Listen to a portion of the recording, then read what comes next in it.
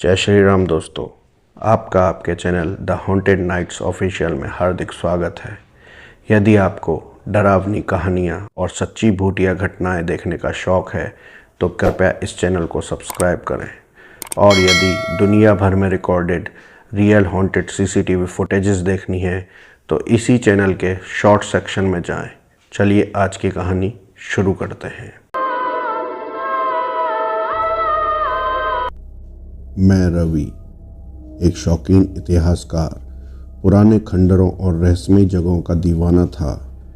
मेरी अगली खोज मुझे ले आई एक दूर दराज के गांव में, जहां मैंने एक भयानक कहानी सुनी। गांव के लोग एक पुरानी हवेली के बारे में फुसफुसा रहे थे, जिसके बारे में कहा जाता था कि वहां भूतों का साया है। कहा जाता है कि सालों पहले उस हवेली में एक क्रूर जमींदार और उसका परिवार रहता था। जमींदार की पत्नी एक खूबसूरत और सुशील महिला थी, लेकिन जमींदार उस पर शक करता था और उसे बहुत परेशान करता था। एक रात गुस्से में जमींदार ने अपनी पत्नी और अपने 2 बच्चों को बेरहमी से मार डाला। उसके बाद हवेली में अजीबोगरीब घटनाएं होने लगीं। लोगों ने हवेली से चीखने चिल्लाने की आवाज़ें सुनी और कुछ ने तो भूतों को भी देखने का दावा किया। डर के मारे गांव वालों ने हवेली से दूरी बना ली और धीरे धीरे वो खंडर में तब्दील हो गई।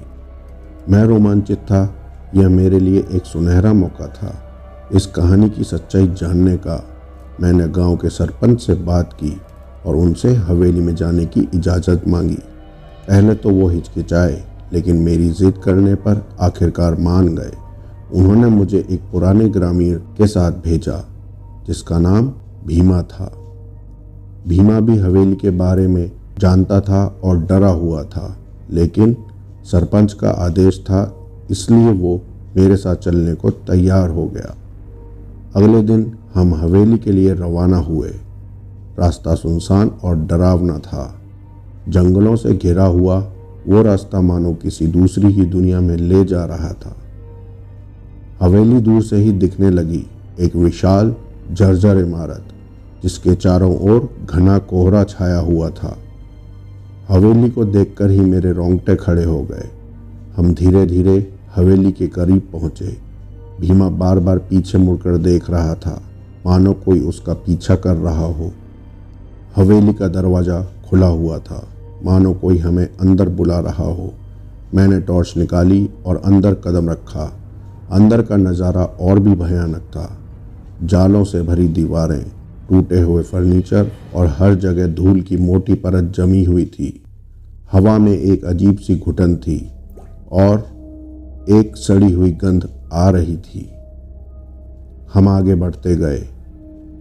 हर कमरे में एक अलग ही खौफनाक एहसास था।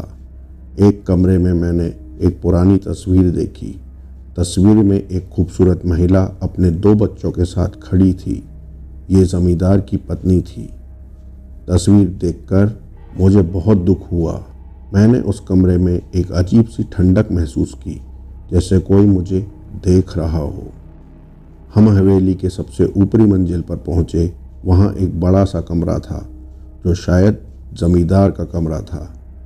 कमरे में एक पुराना डेस्क पड़ा था और उस पर कुछ किताबें और कागजात रखे हुए थे।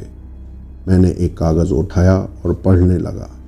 यह जमींदार की डायरी थी। डायरी में उसने अपनी पत्नी के बारे में लिखा था। उसने लिखा था कि वो अपनी पत्नी से बहुत प्यार करता था, लेकिन उसे शक था कि वो उसे धोखा दे रही है। उसने यह भी लिखा था कि वो अपनी पत्नी को मारना नहीं चाहता था, लेकिन गुस्से में उसने ये भयानक काम कर दिया। डायरी पढ़ते पढ़ते मैं खो गया। मुझे जमींदार की बेचैनी और गुस्से का एहसास हो रहा था। अचानक मैंने एक आवाज़ सुनी, एक धीमी सिसकी भरी आवाज़। मैंने टॉर्च घुमाई, लेकिन मुझे कोई नहीं दिखा। आवाज़ और तेज हो गई। ऐसा लग रहा था जैसे कोई रो रहा हो। भीमा डर के मारे कांप रहा था। मैंने आवाज़ की दिशा में टॉर्च घुमाई और फिर मैंने जो देखा उससे मेरे होश उड़ गए। मैंने देखा जमींदार की पत्नी और उसके बच्चे कमरे के एक कोने में खड़े थे। वो बिल्कुल शांत थे और उनकी आंखें बंद थी। मैं डर के मारे पीछे हट गया। भीमा तो पहले ही भाग चुका था। मैंने भी भागने की कोशिश की लेकिन मैं गिर गया।